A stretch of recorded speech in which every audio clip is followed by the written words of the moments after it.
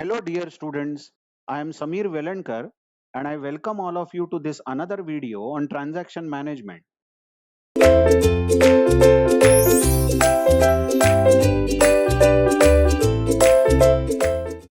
In the previous video, we saw what happens when two transactions execute simultaneously or concurrently. An example of transferring amount from account A to account B and giving interest of 10% to account A was seen, and we got inconsistent data when the transactions were executing concurrently.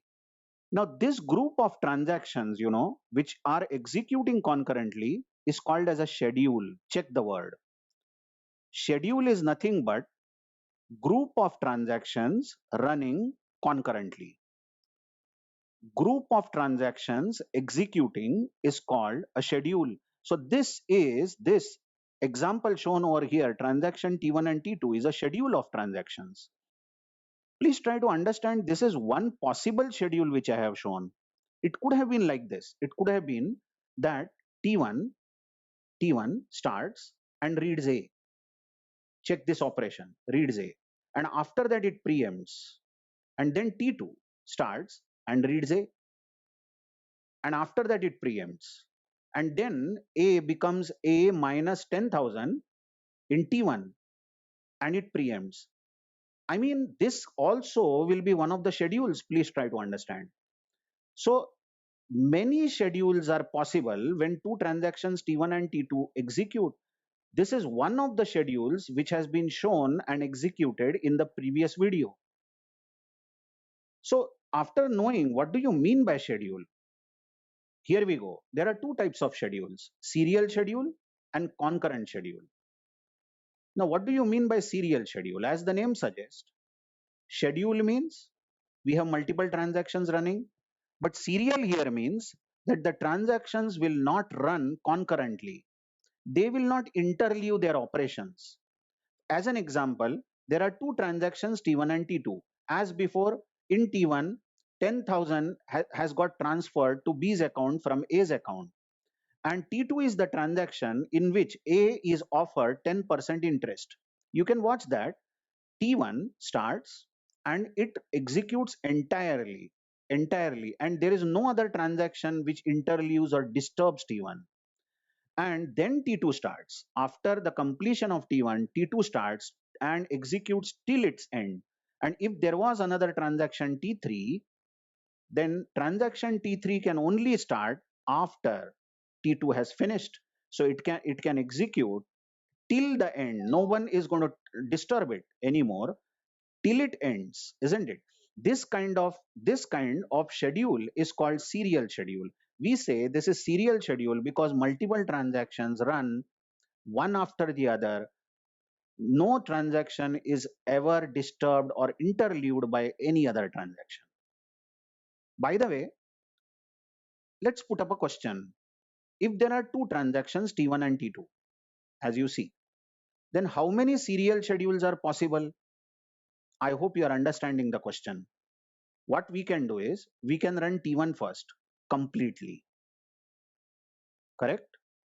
And when T1 is over, then T2 can start and it will run completely. And then we say schedule is finished, isn't it? Which kind of schedule is this? This is serial schedule. But another way is we could have said that let T2 run first. T2 executes completely, correct? This is another schedule. T2 runs, and after T2 is over, finished, T1 runs. This is also serial schedule, isn't it? In which two transactions are involved. So what if there were three transactions? Just imagine there were three transactions. So T1, T2, T3, three transactions are there. And we want to know how many serial schedules are possible. It's understood that we are just going to do permutation of these transactions, isn't it?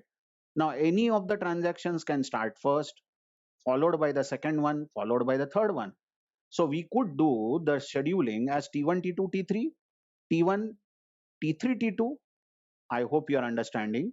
Then we can do T2, T1, T3, T2, T3, T1, and T3, T1, T2, and T3, T2, T1. Clearly, there are 6 ways in which the serial schedule can happen.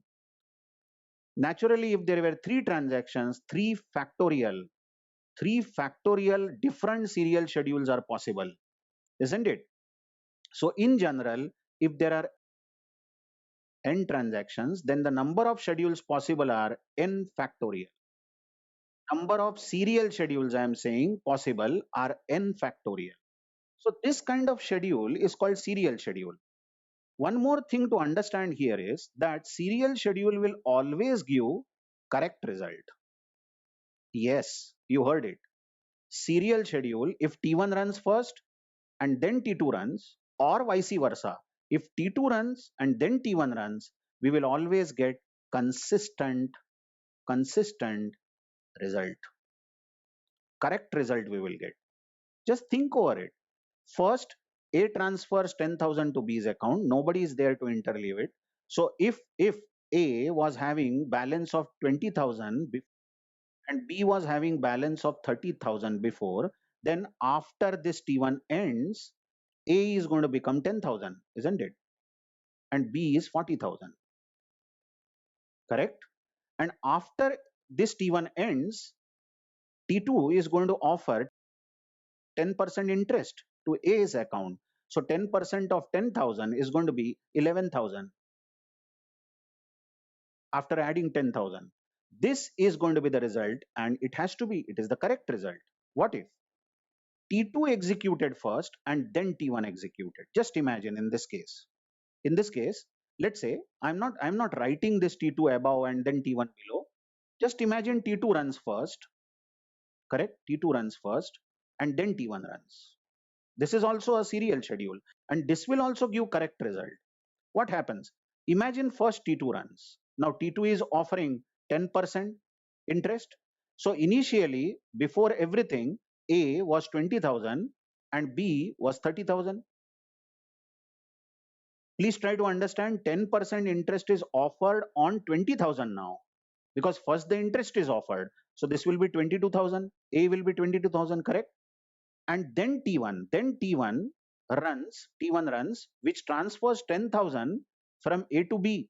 Now 10,000 is transferred, so A will become 12,000 and B will become 40,000. Even this answer is correct if T2 runs first, because come on, the interest was offered on 20,000, the initial balance. So serial schedules always give consistent result. That means serial schedules are nice. Correct? Serial schedules are reliable. They give correct result always. But then why don't we go for serial schedules? I mean, why are we even talking about concurrent schedules? That is non-serial schedules, where the operations of T1 and T2 will get interleaved. As you saw in the earlier video, we had a schedule shown like this. Now this here, where T1 and T2 operations got interleaved, sometime later T1, then T2 started, then T2 preempted, then T1 resumed, isn't it? But then we saw that some problems can occur in concurrent schedule.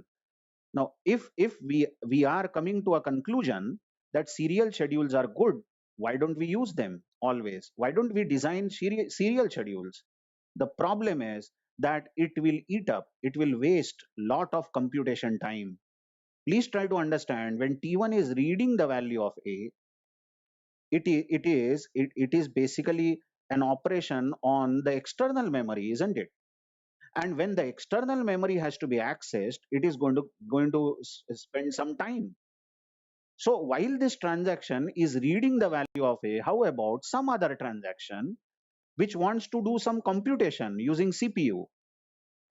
That transaction is given the permission to execute or use CPU. That means the context switching, as you know, in operating system concept, the context switching is very helpful, isn't it? To avoid the wastage of CPU time. So although serial schedules are good, they always give consistent results.